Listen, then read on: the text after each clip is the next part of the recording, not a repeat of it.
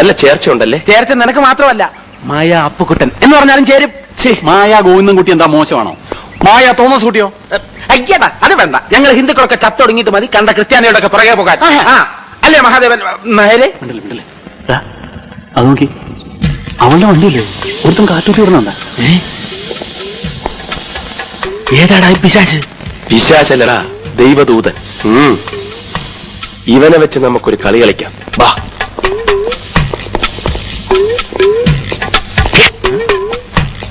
എന്താ?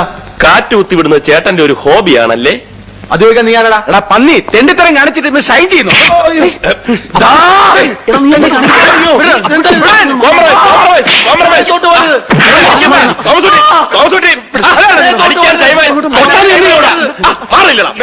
ചോദിക്കാനും പറയാനും ആളില്ലെന്ന് വിചാരിച്ചു അവനൊക്കെ. ചോദിക്കാനും പറയാനും ഒക്കെ ഇവിടെ ആളുണ്ട്, പക്ഷെ കാണാനും കേൾക്കാനും ആള് വേണ്ടേ? അതെ, കാണാനും കേൾക്കാനൊക്കെ ഉള്ളേ. അവളിങ്ങോട്ട് വന്നേക്കട്ടാ, അവളെ മുമ്പിൽ വെച്ച് നമുക്ക് ചോദിക്കാം.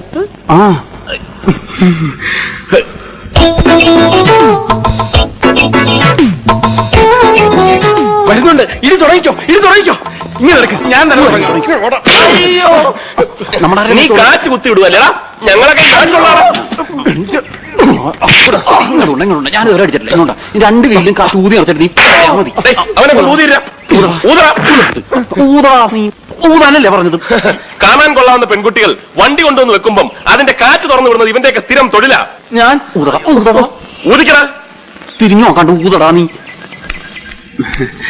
ഇയാള് വണ്ടിയുടെ കാറ്റ് വിട്ടു, ഞങ്ങള് കണ്ടില്ലായിരുന്നെങ്കിൽ. ഒന്ന് മാറിയെന്നേ, കുട്ടി ആളെ ഒന്ന് കാണട്ടെ. അപ്പൊ ഇതാരുടെ വണ്ടി?